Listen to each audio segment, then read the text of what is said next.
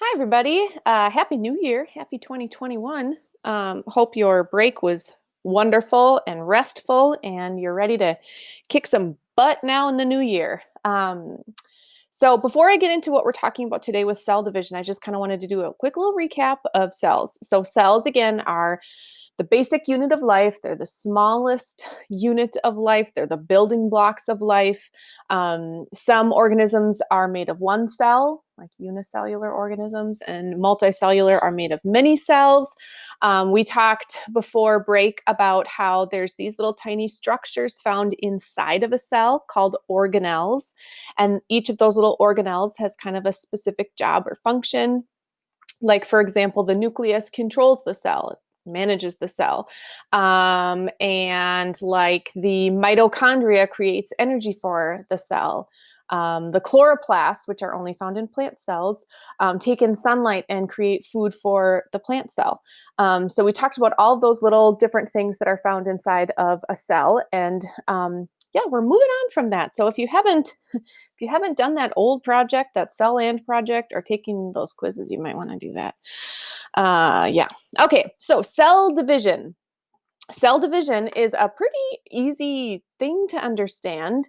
It is simply put when cells divide. So cells divide and split into multiple cells, and they do this for many different reasons. Sometimes you might hear the word mitosis. Mitosis is another word for cell division. But yeah, so cell division, when cells divide. Here's just a quick and easy little picture to kind of help us understand this. So again, we have one cell, or we start out as one cell. That one cell copies the stuff that's inside, and then eventually it will divide into two cells, and then those cells will divide into more cells, and so on and so forth.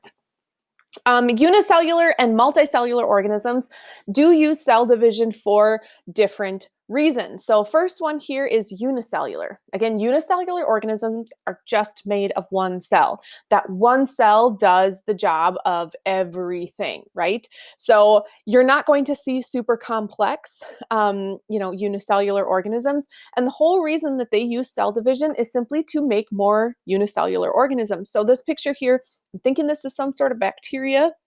We've got one bacteria cell, it's copying its genetic information, and eventually it is splitting into two identical cells. That's called a process called binary fission or fission, where it's literally just copying itself and dividing into two. And these two organisms are exactly the same. So, again, key thing here is unicellular organisms use cell division for reproduction.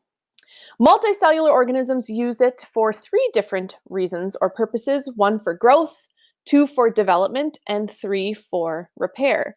So, growth, development, and repair. Growth.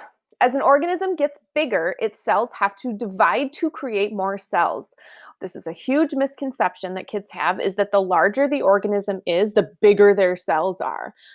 Like an elephant has these huge, massive cells, and a little squirrel has like these little tiny cells. No, no, no, no, no. Larger organisms do not have bigger cells. Larger organisms have more cells. So like in this cute little picture here of these hippos are my favorite animal, one of them. Mama hippo here has more cells than her cute little baby. Okay. It's not that her cells are bigger. She just has more of them. She's gone through life longer, and her cells have divided to make her larger. So she has more cells. Development. Development is when an organism becomes more complex. So cells become specialized to perform specific functions. So it's kind of like when we were talking about organelles, like each organelle has its own separate function. Cells, different types of cells, actually have their own separate function as well. So here, and we're going to talk about this tomorrow more in depth, but here we have a whole bunch of different types of cells that you have in your body. You've got immune cells, epithelial cells, which are like skin cells, nerve cells, blood cells, bone cells. So all of these cells have a separate job or function. And as you develop, as you go from like a tiny little fertilized egg to a more complex being, your cells develop into those types of cells. So, for example, in a human, your red blood cells carry oxygen throughout your body.